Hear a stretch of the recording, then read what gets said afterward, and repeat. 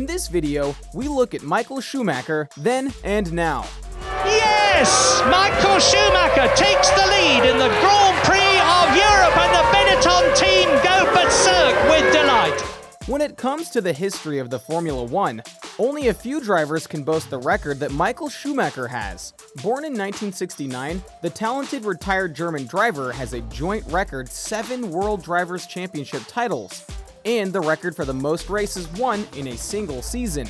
With that said, in this video, we will be taking a look at the life of the driver and where he is today. But before we get started, make sure to subscribe to the channel, like the video, and turn on post notifications so you stay updated with the channel's content. Without further ado, here is Michael Schumacher, then and now. Early life. Born in Hürth, West Germany, to Rolf Schumacher, a bricklayer, and wife Elizabeth, Michael had always had a passion for race car driving.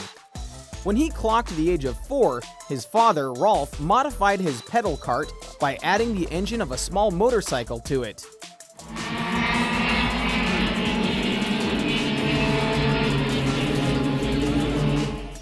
Michael drove the pedal cart until he crashed it into a lamppost in Kerpen.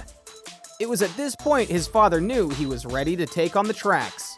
He immediately took him to the karting track Kerpenhorum, where he became the youngest member of the karting club.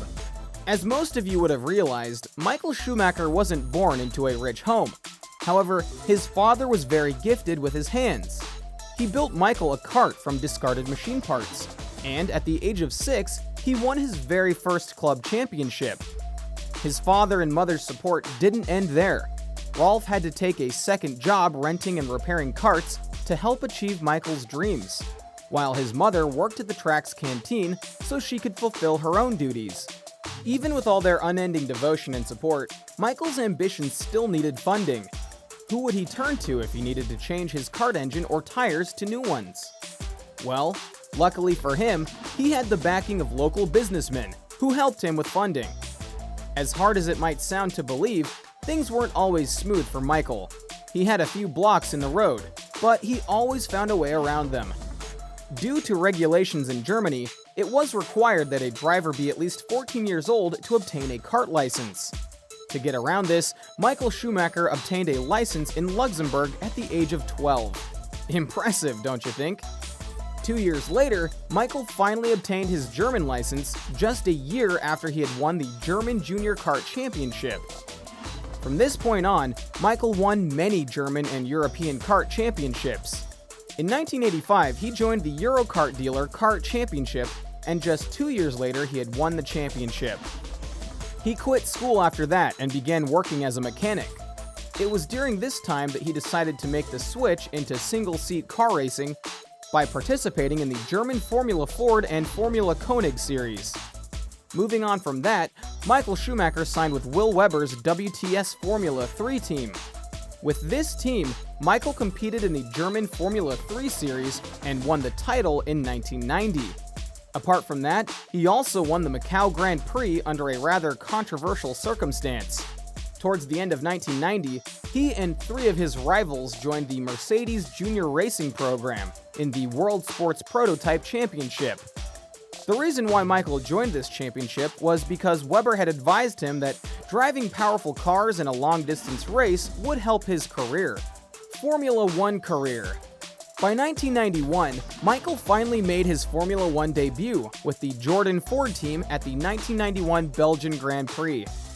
We needed at very short notice to get a replacement for Bertrand, who was obviously unavailable. Schumacher was available this weekend. He drove car number 32 as a replacement for the imprisoned Bertrand Gachot. Soon after, he was signed by Jordan, after Mercedes paid them $150,000 for his debut.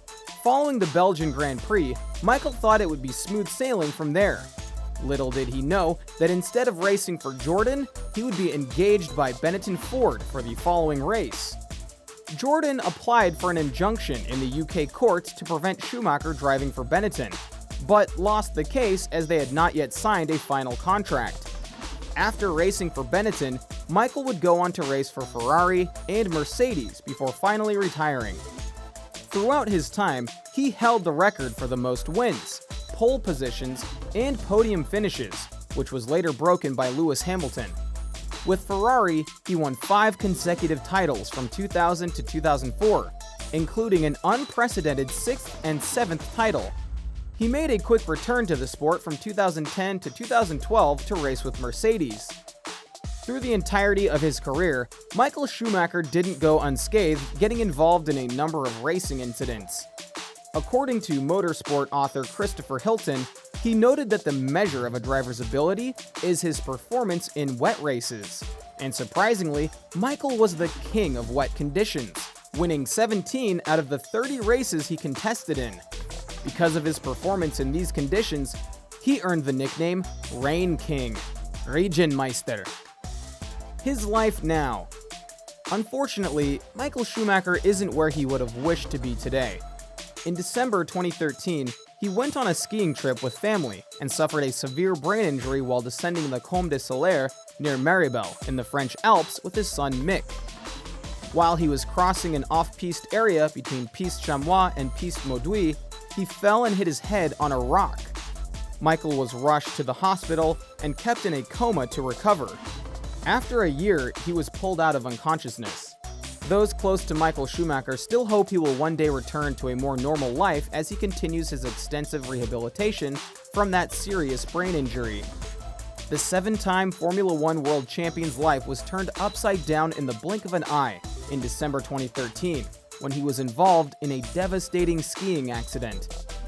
Schumacher was holidaying in the French Alps when he hit his head on a rock while skiing off-piste with son Mick, who was just 14 at the time. He was quickly airlifted to a hospital in Grenoble where he underwent 2 operations and was placed in an induced coma, with doctors stating that he would have died in the accident were it not for his helmet. Since then, it has been a long and arduous road for Schumacher and his family, as he continues to try and battle his way back to full health. Fast forward to January 2021, Michael celebrated his 52nd birthday on the 3rd of the month. But instead of throwing a Grand Prix level party, he is held up inside his house recovering from his 2013 injury. We pray for his full recovery. A new film is now set to take a behind-the-scenes look at Schumacher's life and career, with the blessing of his family.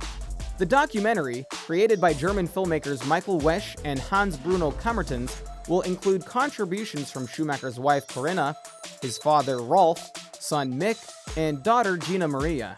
The film portrays Michael's impressive career, but also many of the facets of the complex man, Kem said.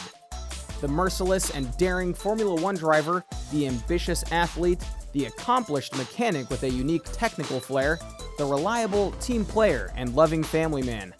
Schumacher's legacy behind the wheel is now being continued by Mick, who is in his debut F1 season with Haas. He is sharing the track with Lewis Hamilton, the man trying to land his 8th world title and beat the record he shares with Schumacher. There you have it, Michael Schumacher, then and now. At this point, we have come to the end of today's video. Share any thoughts you have about Michael Schumacher in the comments section below. Until the very next video, bye! Don't forget to like and subscribe for more amazing content. Thank you for watching.